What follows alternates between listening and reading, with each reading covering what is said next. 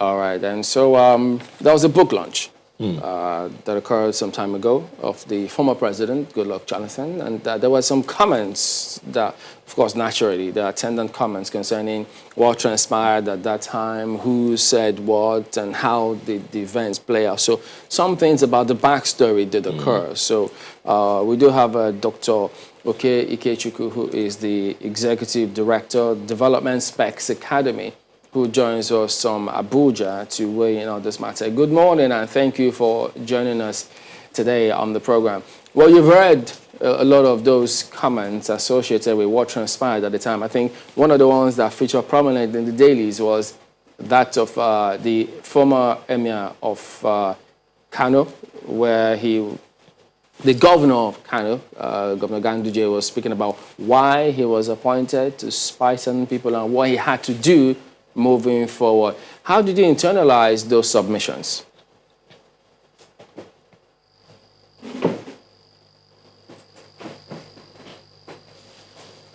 I think we should work within reason and logic, especially in a technologically challenged nation like ours. 2 weeks is grossly inadequate and totally unrealistic for the SIM-NIM integration registration. So it's not a matter of saying that you got a directive to the minister.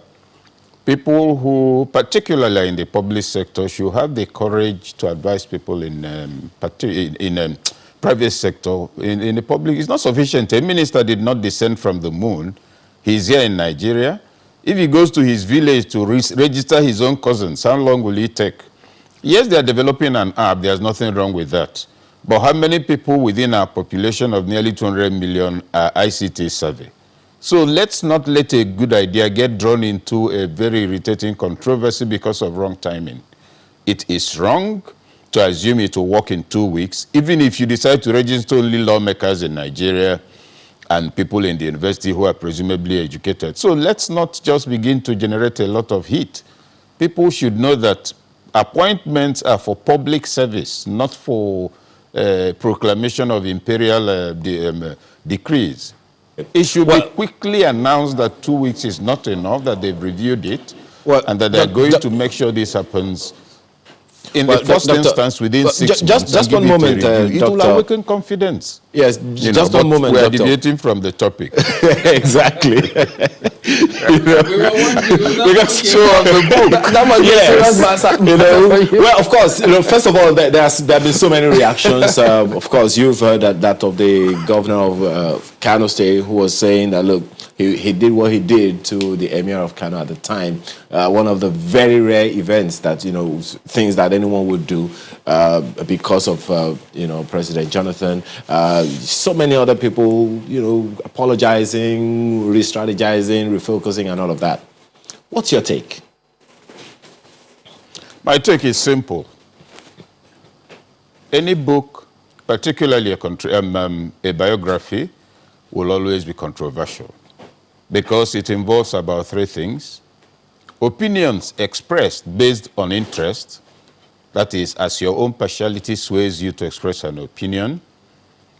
Opinion expressed because you witnessed it, and in your view, this is quite objective. And also a third leg, which is often the most reliable. Evaluation of various opinions to see where there's consensus. A book has been written about Jonathan's tenure. This is not the first. It's only natural that some people will hold different positions on it. It's also only natural that many principal actors, while he was president, will now be able to look back at some of the things they did, try to justify themselves, feel embarrassed by some of it. In fact, the revelations will also enable them to understand some things they didn't know about others with whom they were acting. So my first main submission in response to your question is that it is natural that this kind of controversy should erupt. Secondly, books like this and the revelations they contain actually belong to what you might call the ingredients used for national development. As nations evolve, people play roles. As they play those roles, you begin to see what people really are within themselves and what they are officially. That is part of what this book has brought out. So I'm not surprised at the reactions at all. The first book that came out on him, you saw what happened. Yes, he said, he explained what made him make the phone call and how he made the phone call. What he said in the book was contrary to what Osita Chidoka said. It was contrary to what Okonjo-Iweala said. It was contrary to what Adoke, his Attorney General, said. So the book is first of all the agglomeration of opinions about his tenure and his person and the actions and activities that took place at that time. And all of these things I've mentioned are totally different, are subject to totally different interpretations and perceptions. And this reaction is good.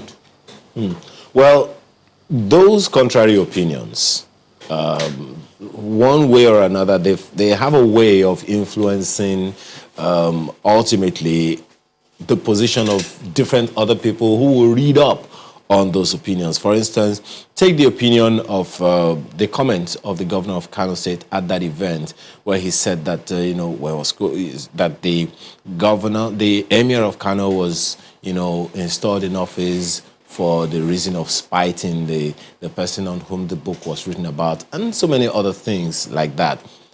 Those kinds of opinion, how helpful are they about the book and about the person in history? They are very helpful because if you will dare to write a book and bring it out, you're putting your opinion on ink. Now, to say because you're launching it, my own opinion, which is not on ink, should not be put up using a microphone, you're deceiving yourself. You shouldn't have written the book in the first place. So Ganduje has every right to say what he thinks. He also has a right, using such a platform, which is to discuss opinions about the tenure of somebody who was president. If there were activities or events during the period to which he was privy, are you saying he has no right to say anything about it, particularly also being a public office holder? So I think it's perfectly in order. If there were even worse opinions, that's a place to table them. They're not children. They went to write the book, and you've now written the book. And what I think about some of what you said, you think I shouldn't say it? No, I have a right.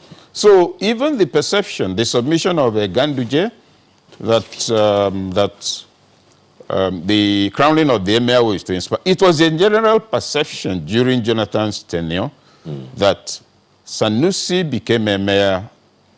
In fact, in some quarters, it was described as a reward for the damage done to the image of that government in some controversies pertaining to the central bank. But those, in my view, were rumors.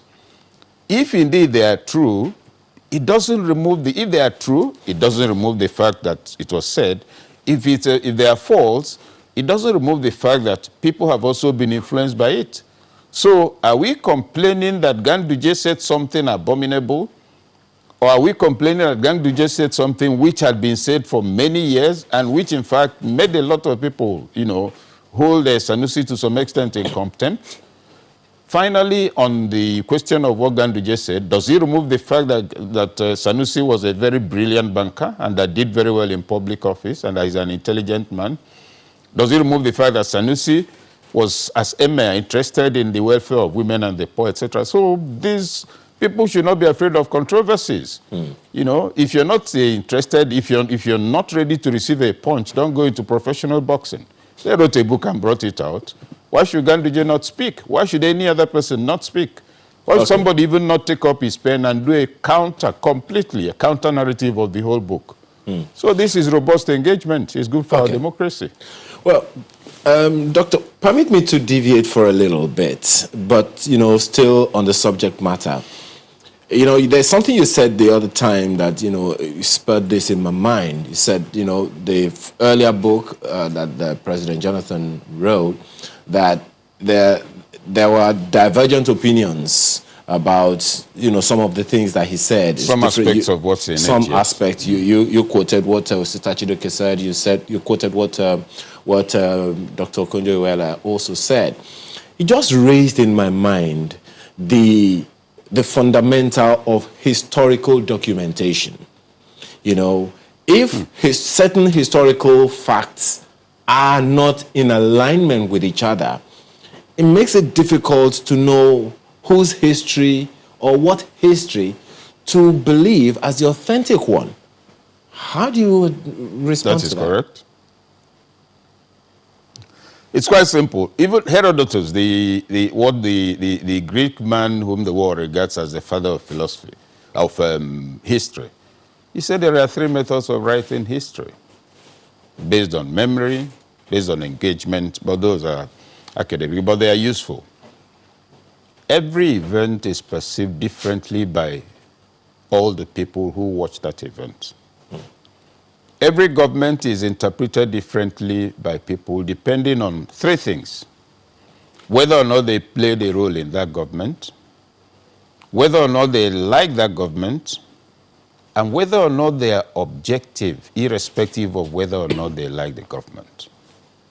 Since that is true, it's possible to have people who will always tell lies, concoct everything to defend what is going on, no matter how absurd. If you ask them to write history, they will write you, they will tell you we're in heaven once because they're involved. Then you also have those who don't like, who may then not like the government, and if you ask them to write, they will give the extreme opposite view. They will ignore the good points in that government, they will ignore the achievements, they will paper over everything good just to make them look bad. They are not objective also. Then you also have those who look at a government, admit the challenges, point out disastrous indications of poor performance where necessary, point out the good pillars they've put in place, which, if built upon, can sustain society. And so that would be the kind of report that you could call authentic history. But world history has never been authentic.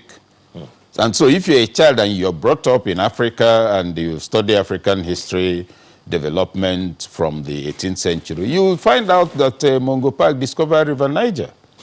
River Niger, where our ancestors had been living for thousands of years, Mungo Park came out to discover it, and that's when it came into existence, and so many other things. So history becomes disruptive. Official history becomes disruptive of the people's evolution when it is made up of narratives that do not contain the substance of the people. That's part of what we're experiencing. So in the matter of Jonathan's book, there is nothing unusual in that. All kinds of lies will be in it. All kinds of factual statements will be in it. It will, in fact, you will find on reading closely that it's what I usually classify under incestuous communication, where the communicator is the one assessing and applauding content. How many people who read the last one that was published? This book is supposed to aid the growth of our people and our nation. Political science students are supposed to have it. But we've evolved a culture of launching a book, calling big men and women together, and then everybody will clap, they make fine speeches. Nobody sees the book again or hears about it. Where are all the books written about military governors in the 16 years of military rule and former people? These are materials for national development, but they are treated as fundraising documents and occasions to appear for political networking. No, there's nothing. It will always be subjective. You can't call police on this matter, my brother. Yes, indeed. I don't plan to call anyone. I'll always find place to let it go. And that analogy you gave about the boxing ring, lots of people are now trying to remind me of how much Anthony Joshua earned just a couple of weeks ago. And then if only they want to go try their luck. But always a pleasure to have you on, Dr. They'd better not. Well, thank you very much. We're back in the moment, everyone.